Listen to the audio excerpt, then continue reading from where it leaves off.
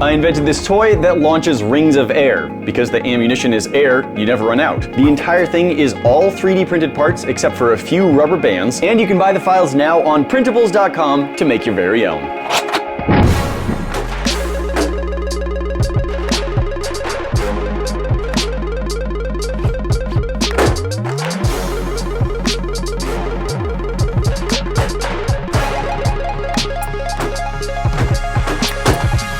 Now I'm actually going to be bringing these to open source. Maybe not these exact ones, but I'm going to bring a few of them and I'll try and walk around holding one so people can try it out. Open source is going to be July 18th and 19th at the San Mateo County Event Center. It's a ton of fun. It's all about making and building and creating and getting inspired to do your own projects. I'm actually giving away 2 free tickets to open source. To enter, all you have to do is comment down below, "Hooray for open source." Now, please only enter if you are actually planning to attend open source. I don't want to give them to someone who can't make it. But I would love to see all of you there, and like I said, I'll try and walk around and let people try these out.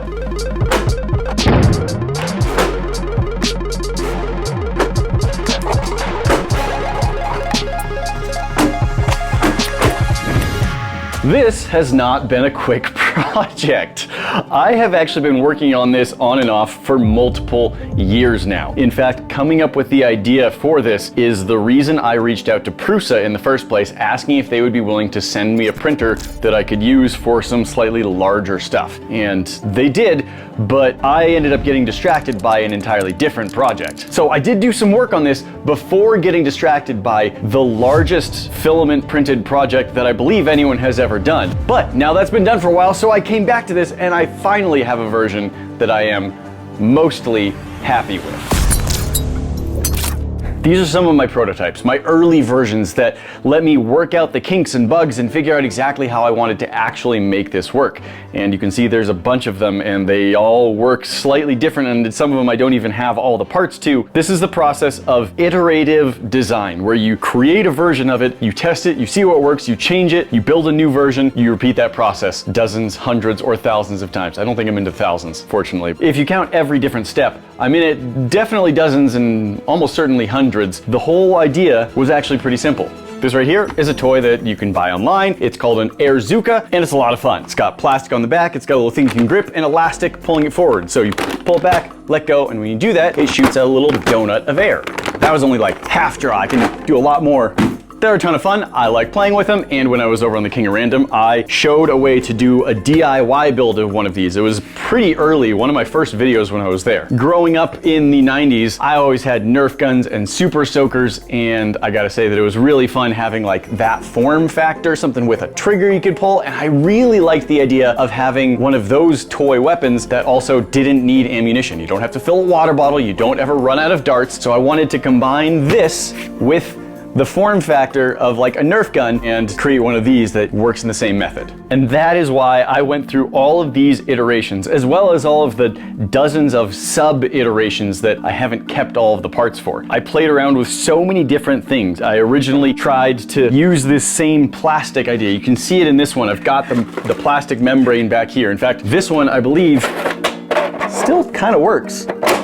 It's not very good. The whole thing is enormous. The action on it is pretty slow. And overall, while this is technically functional, it's so big and clunky, and you get virtually no power. There's some power to it, but not a lot. As I moved along, I tried a few other methods. I had a bolt action version for a while. That was also cool, but had just so many problems. In the end, what I realized though is that having a plastic membrane like this at the back really didn't work for the way that I was trying to use this toy, because what I needed was something that would grab onto this, pull it back, and let go. That works really well for creating the moving vortex of air, but it's really hard to accurately grab onto something if when you fire it, it could land in this position or somewhere else every single time you use it. I needed something repeatable, something that would be in the exact same spot every time, which is why I moved from, instead of using a thin piece of plastic, to 3D printing my own sort of accordion baffle shaped piece. I think this right here was my last iteration where I tried to use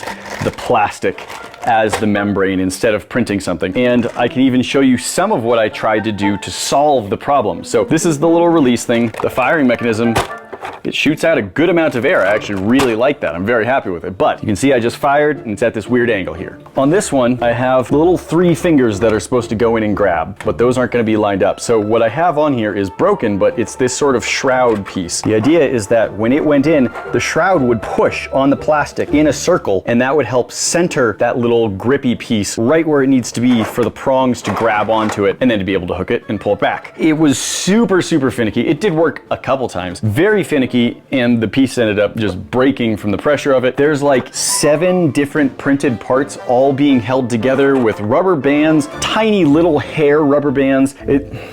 It's so complicated. It's way too complicated and really unreliable. There's also the fact that this thing is very large and not well designed. There are things about it I like. I kind of enjoyed the bolt action mechanism, and I could even go back and make another one of those, but for now, I'm sticking to the shotgun style. Overall, I got this one working, and it was so difficult that I decided I needed to move on from the thin plastic membrane, and that's what I did. Moving on from the thin plastic, for a while I was considering looking into things that are products that already exist. This right here is a cup. It's like for taking camping, and it can collapse all the way, there we go, it can collapse all the way back down. I was playing around with having it like partially out on the back, and then pulling the trigger would just hit it.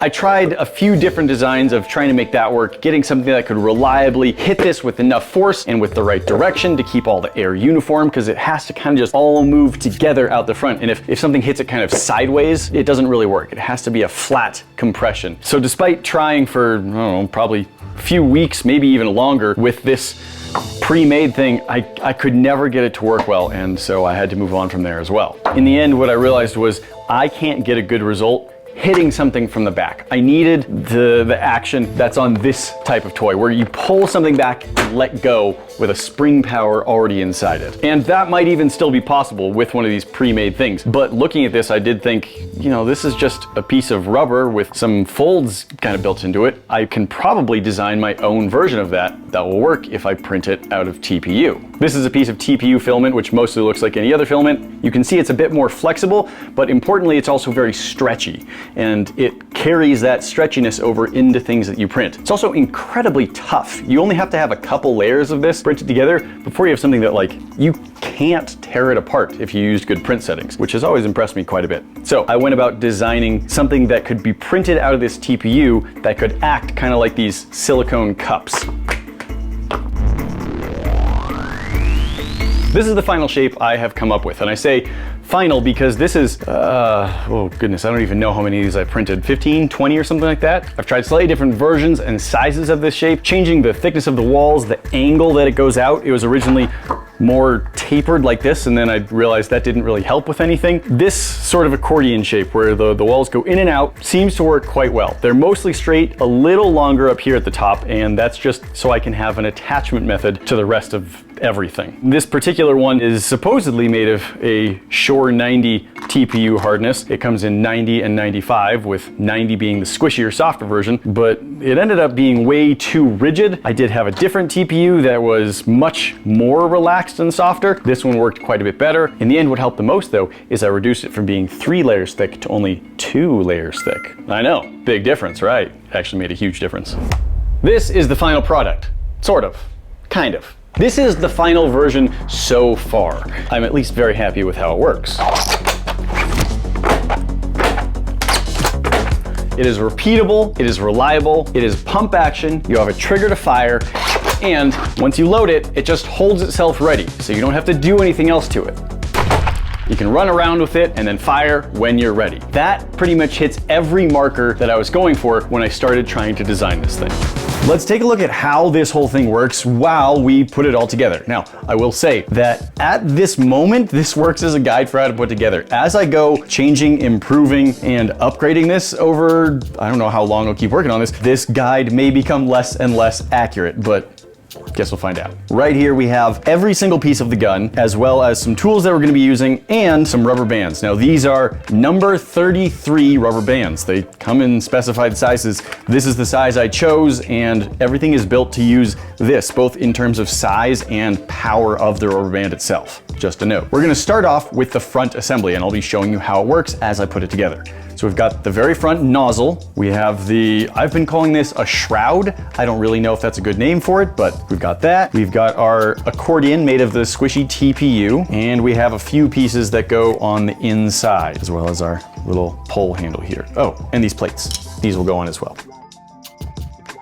All right, starting off, we're going to be attaching things to our TPU here. But before we do that, I gotta do a little bit of cleanup. This plate prints with some supports under these little hooks, and I gotta get all of those out. Using some needle nose pliers on the side here, and trying to very carefully use these angle cutters, separate the rest of the way. I say carefully because these, being wedge shaped, could pop the whole hook off, and I don't want to do that. Okay, there's one cleared out. This piece is gonna go at the bottom of our accordion. First, I'm just gonna take the little threaded washer and put it right there in the middle of it. And then all of that goes down to the bottom of this. I can hold that on with my finger so I can flip it over. Got this plate, it's gonna go on here. And then I have this threaded pulling device that's gonna go through the first hole, and it's gonna thread into that little washer on the inside. Guess I should call it a nut, not a washer, since it has threads.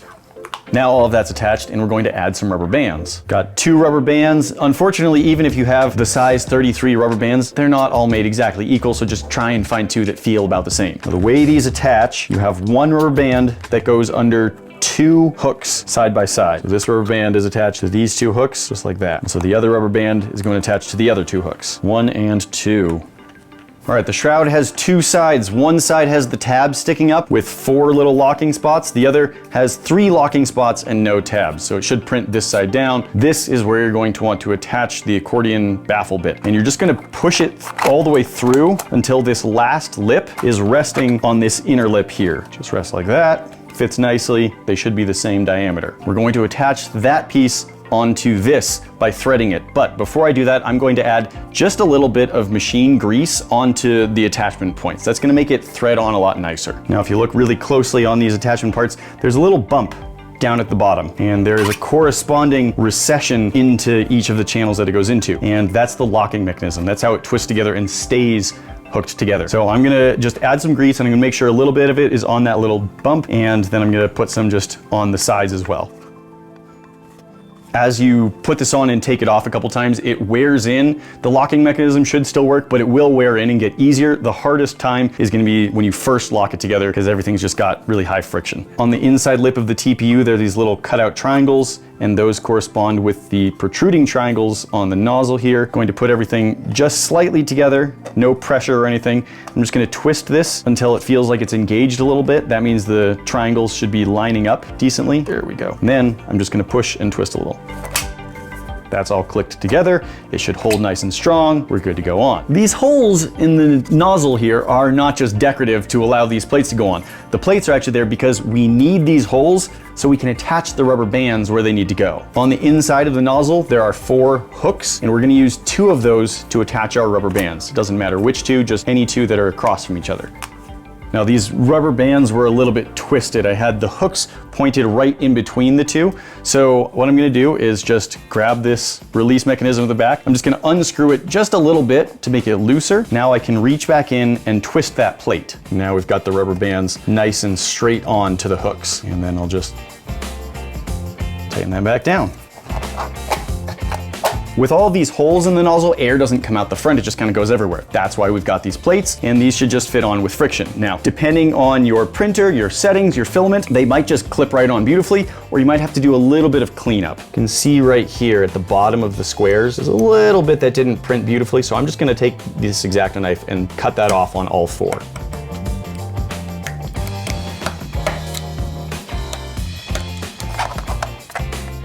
With those plates installed, the entire front assembly is ready to go. Time to work on the back.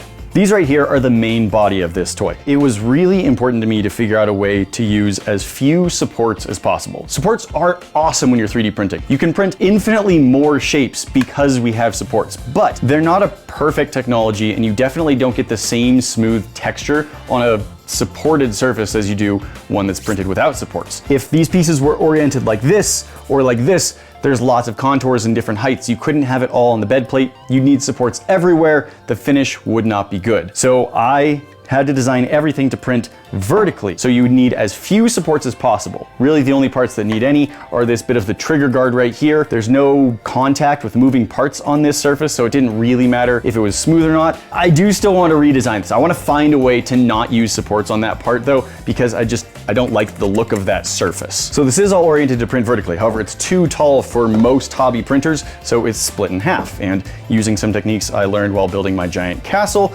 it has these sort of dovetailing bits that all interlock together to make it so you can get one big part without any other hardware. And I've even got these little dimples on it with corresponding recessed portions that should help it just lock together just a little bit better. Piece one, there we go.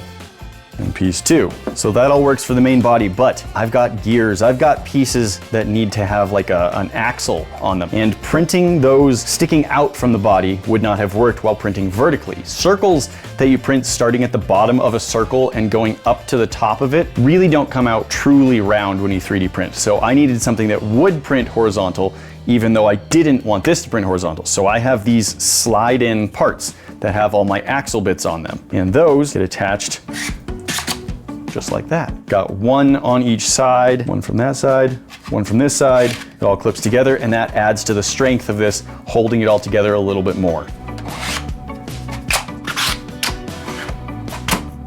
If the printer you're using for this isn't extremely well dialed in, or your filament isn't super dimensionally accurate, you may need to take down some of these corners to make it fit nicely. So if you have one of these burr removers, it does a great job. Just do a light pass, take off the very edge on both sides, and it should fit a lot nicer.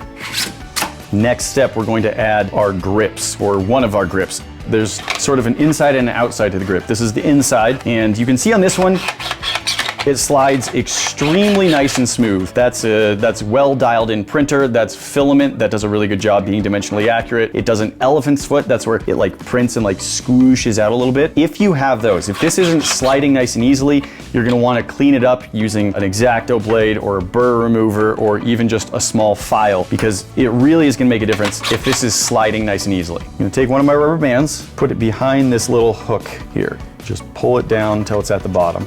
This rubber band is going to get stretched to the back of the last of the 3 pegs sticking out, but the rubber band is going to go on this side of the middle peg. So it's got these little channels in the shape for the rubber band to go, so it doesn't rub against that. Really good elastic return on that now, and we're going to do that on the other side as well. Feed it in, kind of pull it down, make sure that it slides nice and easy, stretch it to the back of the 3rd pin. It's also really important that the rubber band is not twisted. You don't want it rolled over anywhere. You want it all one nice flat plane. So there you go. That's moving nicely. We're gonna start adding more parts. This is the lower rack, and this has got the 3 holes. Those line up to the 3 pegs that are on the handle here. Just set that right on top, and that moves with it. Take one of our gears, drop it into place on that spindle. We can see that rotates nicely. That's another thing, you want to make sure you have good rotation. This should spin fairly freely without rattling too much. This is the top rack. We need to add 2 pieces to it. We have our little tri-prong here, and that just interfaces with the sort of dovetail shape. Just push that all the way on, make sure that clips all the way down and is touching at the base of the circle. Then at the back of this, we've got this peg that's sort of round in some places and square in others. With this front little face pointed this direction, we're just gonna fit it down into this hole. This is a pretty tight fit, so I've actually sometimes used a hammer to get this on. Today is going to be one of those times. That was a little stiffer than it should have been. I should have sanded it down to make it fit, but we've got these 2 pegs from our 2nd slider, and those line up with these slots right here. So we're just gonna set that in, and we can see that moving the bottom handle, we've got our 2 small gears right here. Those are gonna go on these 2 axles. One there, one there. We've got these 2 pieces, which are the trigger press, and one just interfaces with the other. It can be pretty, I'm actually just gonna file this just a little bit. This right here is actually a part of the trigger mechanism. It's got these 3 sloped portions. They line up perfectly with the 3 prongs, and they push on those prongs to open them up. I'm just gonna apply a little bit of grease to those slopes, and I'm going to add a little bit of grease onto this top bar here. Now this is going to drop right into this spot here. let's add our last 2 rubber bands. So I'm gonna use, I've got 2 different pegs for this. One side of the rubber band goes under the peg in that, and then we've got this one, fits in right there. We're gonna put the second rubber band over it. Now attaching our trigger. I'm actually going to pull the handle back so that all of this rack assembly moves forward just a little bit. I want the prongs sticking out between 1/8 and 1/4 of an inch out the front. And then I'm gonna push the trigger activating mechanism up against that. So on this version, I've still got a little gap at the back. I'm planning to adjust the files so that gap just isn't there, so it just fits in here. But I'm gonna take the trigger and making sure that the part I pull is right up against these front parts here. I'm gonna add just a little bit of the grease onto here. And just add a little bit of it front as well. Because this isn't injection molded, everything has texture, so anywhere where parts are going to rub against each other, it does help to have just a little bit of that grease. Makes everything move a little smoother. Okay, we've got the other side of the gear. It's gonna match the other one exactly, and that's just lines right up with that one. So now we've got both of those gears in there. And the last step before we put the 2 sides together is this spring-loaded piece. I've got a hole in one spot, and that lines up with the front peg on this. Compress that spring, and when that's all the way forward, it's going to latch. We're going to leave it uncompressed and pulled back just a little bit as we line everything up. Now, as I do this, this part will all go together pretty easily. This peg in the back is kind of free floating right now, and it needs to line up with the corresponding hole in the back. So what I'm gonna need to do, I'll put this on, and then I'm gonna have to reach in with something thin and kind of tilt it backward to get it to engage with that hole.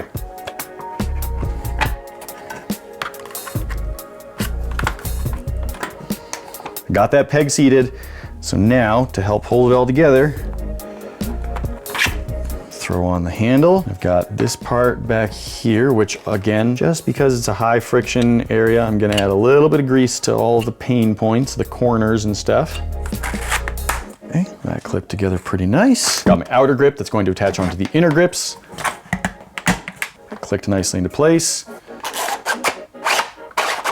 Everything seems to be going pretty good there. So, final spot to add grease is the clip-in spots on the front. We've got 4 of them.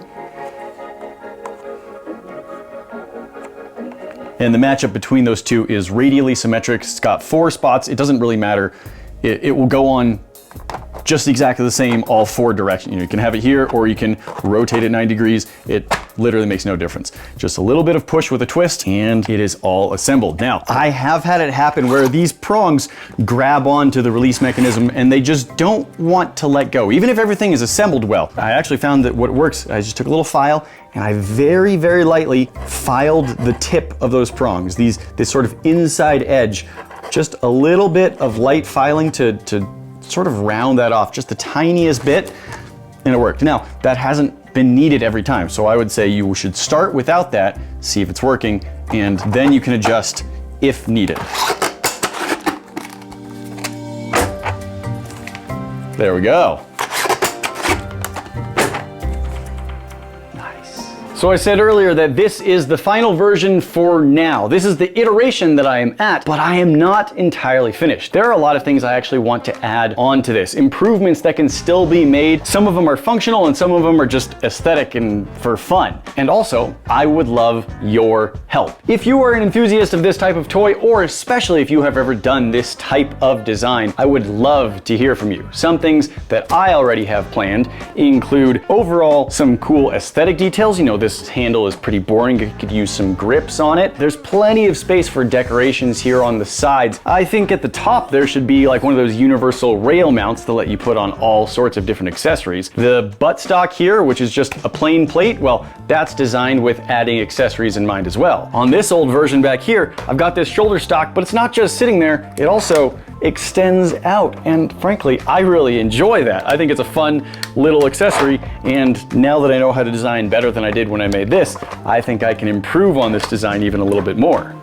And I would love to hear from you guys about other things that you think would be fun to add into this. I also hope at some point to add in a smoke generator, something that will actually pump smoke right into the nozzle so that as you fire, you can kind of see the vortex rings going. Probably a few iterations down the line, but I do think it'd be fun just have a little battery, a little smoke generator, and an air pump that just bloop, takes a hose and just dumps it right in there. That should be pretty cool. So if you have any ideas, you should come to my Discord. Well, I will have an entire channel dedicated just to talking about the design of this thing. I would love to hear any of your thoughts. Even if you aren't a designer, you just really like this kind of toy, I'd love to hear what you have in mind. Now, of course, that does mean that the files for this are available. They're for sale on printables, and if you buy them, that will get you updates for every version that I make into the future. The original here and any future versions, including the more advanced ones that might have the smoke generator or something. No promises on timing on that one though.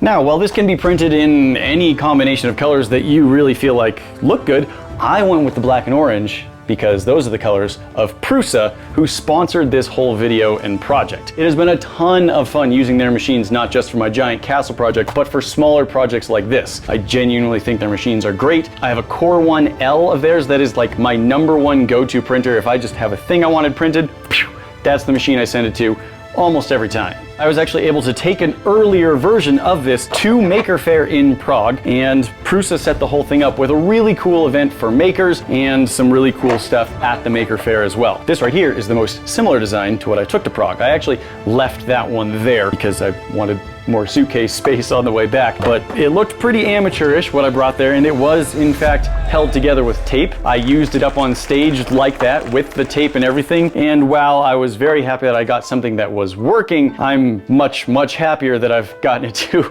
a much better looking spot than yeah, tape and rubber bands holding everything together. Maker Faire in Prague was incredible. It was so cool to see all of these people from all over the place gathering together to show off their passions, their inventions, and their creations. I've been able to go to Maker Faire and Open Source a couple of times in the past, and the same spirit that was at those other conventions was absolutely there at Prague at the Maker Faire. So it was an amazing time. I was super lucky to be able to go, and a huge thank you to Prusa, who took care of us wonderfully while we were there and gave us a really cool tour of their factory. As always, a huge thank you shout out to all of our supporters on Patreon. You guys are amazing, and if anyone out there is interested in joining my amazing supporters, the link for my Patreon is also in the description.